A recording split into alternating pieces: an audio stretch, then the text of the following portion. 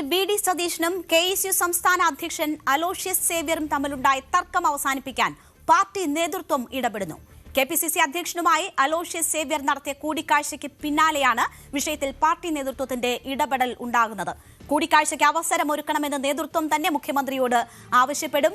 Pleader നിയമനവുമായി ബന്ധപ്പെട്ട് മുഖ്യമന്ത്രിയും കോൺഗ്രസ് പോഷക സംഘടനകളിലെ ഒരു വിഭാഗവും രണ്ട് തട്ടിലായതോടെയാണ് വിഷയത്തിൽ കോൺഗ്രസ് നേതൃത്വത്തിന്റെ അടിയന്തര ഇടപെടൽ ഉണ്ടാകുന്നത്. ഈ വിഷയം എങ്ങനെയാണ് വിവാദമായത്, കഴിഞ്ഞ 2 ദിവസം ഇത് കേരളത്തിൽ എങ്ങനെയാണ് ചർച്ചയായത് എന്ന് ആദ്യം നോക്കാം. വിവാദത്തിലേക്ക് നയിച്ച കെ.എസ്.യു പ്രസിഡന്റ് അലോഷ്യസ് സേവ്യറിന്റെ വാക്കുകളായിരുന്നു ഇതിന്റെ തുടക്കം. അലോഷ്യസിന്റെ പ്രതികരണം ഒന്ന് കേൾക്കാം. ഞങ്ങളുടെ എതിർദിശയിൽ നിന്നുകൊണ്ട് വലിയ രീതിയിലേക്കുള്ള അക്രമങ്ങൾക്ക് നേതൃത്വം കൊടുത്ത ഒരു കൂട്ടത്തിന്റെ ഭാഗമായിട്ടുള്ള ഒരു വ്യക്തി UDF ഭരിക്കുന്ന ഈ കാലഘട്ടത്തെ ഗവൺമെന്റ് പ്ലീഡറായി കടന്നു വരുമ്പോൾ എന്റെ പ്രവർത്തകർ കെ.എസ്. യൂണിറ്റ് കമ്മിറ്റിയുടെ പ്രതിനിധികൾ ഉയർത്തുന്ന വികാരത്തോട് ചേർന്ന് നിൽക്കുക എന്നതാണ് എന്റെ രാഷ്ട്രീയം, ഞാൻ പഠിച്ച രാഷ്ട്രീയം. അത് ഈ സർക്കാരിന്റെ മുൻപിൽ ചൂണ്ടിക്കാണിച്ചു എന്നത് മാത്രമാണ് കെ.എസ്.യു സംസ്ഥാന അധ്യക്ഷൻ എന്ന നിലയിൽ ഞാൻ ചെയ്തതൊരു തെറ്റ്. അത് തെറ്റാണെന്ന് ഈ സർക്കാരിന് തോന്നുന്നുണ്ടെങ്കിൽ ആ തെറ്റുകൾ ഇനിയും ആവർത്തിക്കാൻ തന്നെയാണ് എന്റെ തീരുമാനം. ഈ വിഷയവുമായി ബന്ധപ്പെട്ട് സർക്കാരിനെ നേരിട്ട് വിമർശിക്കുന്ന ഒരു സാഹചര്യത്തിലേക്ക് അതിനൊരു വിമർശനമായി കണക്കാക്കേണ്ട കാര്യം ഉണ്ട് എന്ന് ഞാൻ കരുതുന്നില്ല. ഒരു പോരായ്മ സർക്കാരിന്റെ ഭാഗത്തു നിന്നുണ്ടായി, അത് ചൂണ്ടിക്കാണിച്ചു എന്നതൊരു യാഥാർത്ഥ്യം തന്നെയാണ്. സർക്കാരിന്റെ ഭാഗത്തു നിന്ന് ഒരു പോരായ്മ ഉണ്ടായി എന്ന് തോന്നിയപ്പോൾ കെ.എസ്.യു സംസ്ഥാന അധ്യക്ഷൻ അക്കാര്യം ചൂണ്ടിക്കാണിച്ചു. അതിന് പിന്നാലെ അത് മുഖ്യമന്ത്രിയെ നേരിൽ കണ്ട് ധരിപ്പിക്കാൻ കൂടിക്കാഴ്ചയ്ക്ക് ശ്രമിച്ചു. ആ കൂടിക്കാഴ്ചയ്ക്കുള്ള അനുമതി നിഷേധിക്കപ്പെട്ടു. പിന്നീട് ഒരു പൊതു ചടങ്ങിൽ ഇരുവരും നേർക്കുനേർ വന്നപ്പോൾ കെ.എസ്.യു സംസ്ഥാന അധ്യക്ഷനെ അവഗണിച്ചുകൊണ്ട് മുഖ്യമന്ത്രി കടന്നുപോയി. അതിന് പിന്നാലെ നടത്തിയ പ്രതികരണമാണ് നമ്മൾ ഇപ്പോൾ കണ്ടത്. അതോടുകൂടിയാണ് ഇത് വളരെ പ്രത്യക്ഷമായി തന്നെ ഈ അകൽച്ച രംഗത്തേക്ക് വന്നത്, അല്ലെങ്കിൽ അത് പുറത്തായത്. അതിന് ശേഷം ഈ നിലപാട് തുടരും, ഇത് തെറ്റാണെങ്കിൽ അത് തുടരും എന്ന് തന്നെ അലോഷ്യസ് സേവ്യർ പറയുന്നതാണ് നമ്മൾ കണ്ടത്. എന്തായാലും ചോദ്യം ചെയ്യാൻ ആർജവമുള്ള പാരമ്പര്യമാണ് കെ.എസ്.യുവിന്റേതെന്ന പ്രതികരണവുമായി ഇന്നലെ മുതിർന്ന കോൺഗ്രസ് നേതാവ് VM സുധീരൻ ഉൾപ്പെടെ രംഗത്തെത്തിയിരുന്നു. ഉമ്മൻചാണ്ടി അനുസ്മരണ വേദിയിലായിരുന്നു അത്തരമൊരു പരാമർശം VM സുധീരന്റെ ഭാഗത്തു നിന്നും ഉണ്ടായത്. കെ.എസ്.യു പ്രസിഡന്റ് അലോഷ്യസ് സേവ്യറിനെ ചേർത്ത് പിടിച്ചായിരുന്നു ഇന്നലത്തെ സുധീരന്റെ പ്രതികരണം. അതുകൂടി ഒന്ന് കാണാം.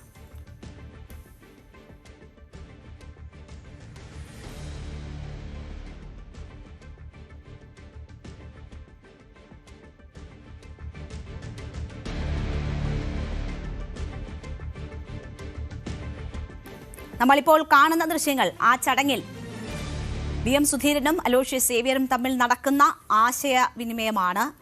ഇതേ ചടങ്ങിലാണ് VM സുധീരൻ അലോഷ്യസ് സേവ്യറിനെ വേദിയിലിരുന്ന അലോഷ്യസ് സേവ്യറിനെ അടുത്തേക്ക് വിളിച്ച് ഈ കാര്യങ്ങൾ പറയുന്നത്. കെ.എസ്.യു എന്ന പ്രസ്ഥാനത്തിന്റെ പ്രാധാന്യം, അത് കാലാകാലങ്ങളിൽ സ്വീകരിച്ചിട്ടുള്ള നിലപാട്, അത് തുടരും എന്ന സന്ദേശം, അല്ലെങ്കിൽ അങ്ങനെ തുടരണം എന്ന ഒരു സന്ദേശം VM സുധീരനെ പോലെ ഒരു നേതാവ് നൽകിയത്.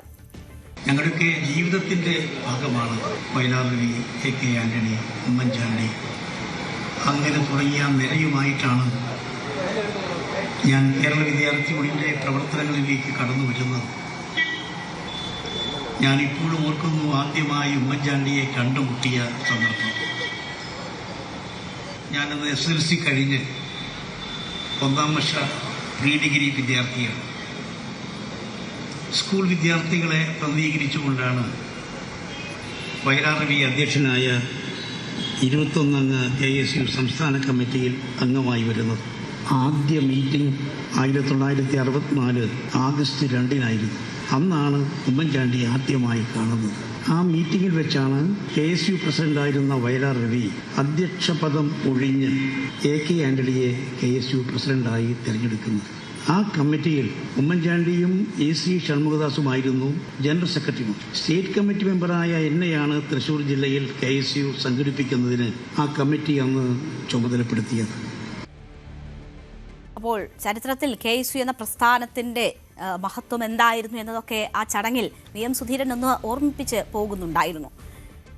എറണാകുളം തേവര സേക്രഡ് ഹാർട്ട് കോളേജിൽ നടന്ന ചടങ്ങിൽ അലോഷ്യസ് സേവ്യർ ഒപ്പം ഉണ്ടായിരുന്നിട്ടും മുഖ്യമന്ത്രിയോട് സംസാരിക്കാൻ ശ്രമിച്ചിട്ടും മുഖ്യമന്ത്രി ഗവനിക്കാതെ പോയതോടുകൂടിയാണ് ഇത് വലിയ വിവാദമായി മാറിയത്.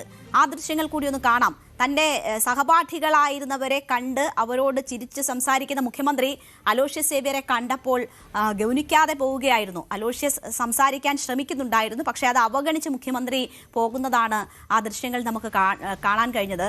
വലിയ തിരക്കുണ്ടായിരുന്നു മുഖ്യമന്ത്രിക്ക് എന്നാണ് പറയുന്നത്. പക്ഷേ ആ തിരക്കുണ്ടെന്ന് പറയുന്ന മുഖ്യമന്ത്രി വി ഡി സതീശൻ സഹപാഠികളോട് ചിരിച്ച് സംസാരിക്കുന്ന ദൃശ്യങ്ങൾ നമുക്ക് കാണാം. അതിന് പിന്നാലെയാണ് അലോഷ്യസ് സേവ്യറിനെ മറികടന്നുകൊണ്ട് അദ്ദേഹം കടന്നുപോയത്. അപ്പോൾ അതൊക്കെ വലിയ വിവാദങ്ങൾ, അല്ലെങ്കിൽ എരുതിയിൽ എണ്ണയൊഴിക്കുന്നത് പോലെ ഈ വിവാദം ആളിക്കത്തിക്കുന്നതിന് ഇടയാക്കി. വിവാദമായ അഡ്വക്കേറ്റ് ജയോണ ജെയിംസിന്റെ പ്ലീഡർ നിയമനം താൻ നിർദ്ദേശിച്ചത് പ്രകാരമെന്ന് ഇടുക്കി MP ഡീൻ കുര്യാക്കോസ് പറയുന്നത് നമ്മൾ കഴിഞ്ഞ ദിവസം കേട്ടു. അതിനു മുൻപ് തന്നെ ബാബു അതുമായി ബന്ധപ്പെട്ടൊരു പരാമർശം നടത്തിയിരുന്നു. മുഖ്യമന്ത്രി സ്വന്തം ഇഷ്ടപ്രകാരം നടത്തിയ നിയമനങ്ങളല്ല, അതിൽ പലരുടെയും നിർദ്ദേശങ്ങൾ ഉൾക്കൊണ്ടിട്ടുണ്ട് എന്ന കാര്യം ആണ് കെ ബാബു സൂചിപ്പിച്ചിരുന്നത്. അതിലൊന്ന് ഒരു യുവ MP ആണ് എന്ന് പറഞ്ഞു.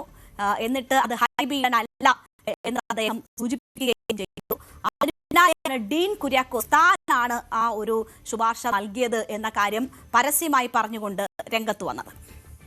ഈ വിഷയത്തിൽ ഈ ജിയോണ എന്ന് പറയുന്ന അഭിഭാഷകയെ റെക്കമെൻഡ് ചെയ്ത ഒരാൾ ഞാനാണ്, അതിനകത്ത് സംശയവുമില്ല. ഞാൻ ബഹുമാനപ്പെട്ട മുഖ്യമന്ത്രിക്ക് അദ്ദേഹം നിയമവകുപ്പ് കൈകാര്യം ചെയ്യുന്ന മന്ത്രി എന്നുള്ള നിലയിൽ ശുപാർശ നൽകിയിട്ടുണ്ട്. പ്രത്യേകിച്ചും ഈ നിയമനം എന്ന് പറയുന്നത് ഇത് പരീക്ഷയുടെ അടിസ്ഥാനത്തിൽ നടക്കുന്ന ഒരു നിയമനമല്ലല്ലോ. സ്വാഭാവികമായും റെക്കമെൻഡേഷൻ ആവശ്യമായിട്ട് വരും. ശുപാർശ നൽകിയിട്ടുള്ള വ്യക്തി എന്നുള്ള നിലയിൽ എനിക്ക് 100% ബോധ്യത്തിൻ്റെ അടിസ്ഥാനത്തിലാണ് ആ ഒരു പോസ്റ്റിൽ സ്യൂട്ടബിൾ ആയിട്ടുള്ള ഒരാളാണ് ഈ അഭിഭാഷക എന്ന് ബോധ്യപ്പെട്ടതിൻ്റെ അടിസ്ഥാനത്തിൽ തന്നെയാണ് ഞാൻ ബഹുമാനപ്പെട്ട മുഖ്യമന്ത്രിക്ക് ശുപാർശ കത്ത് നൽകിയിട്ടുള്ളത്. OS കോൺഗ്രസിൻ്റെ ഔദ്യോഗിക അംഗമായിട്ടുള്ള ഒരു അഭിഭാഷകയെ റെക്കമെൻഡ് ചെയ്യുന്നതിൽ എന്ത് തെറ്റാണുള്ളത്? അപ്പോൾ അത് തന്റെ ഉത്തരവാദിത്തമാണ്, താൻ അങ്ങനെ ഒരു ശുപാർശ നൽകിയിട്ടുണ്ടെന്ന് ഡീൻ കുര്യാക്കോസ് ഏറ്റെടുക്കുകയാണ്. എന്താണ് ഇതിൽ KPCC അധ്യക്ഷൻ കൂടിയായ സണ്ണി ജോസഫിന്റെ നിലപാട് എന്നതുകൂടി നമുക്ക് നോക്കാം. സണ്ണി ജോസഫിന്റെ ഇന്നലത്തെ വാക്കുകൾ അനുനയത്തിന്റെ ചില സൂചനകൾ നൽകുന്നുണ്ടായിരുന്നു. പ്രശ്നപരിഹാരം ഉണ്ടാകുന്നു എന്നതിന്റെ സൂചനകളായി വേണം ഇന്നലത്തെ സണ്ണി ജോസഫിന്റെ വാക്കുകൾ കാണേണ്ടത്. അദ്ദേഹം പ്രതികരിച്ചത് കൂടി കേൾക്കാം.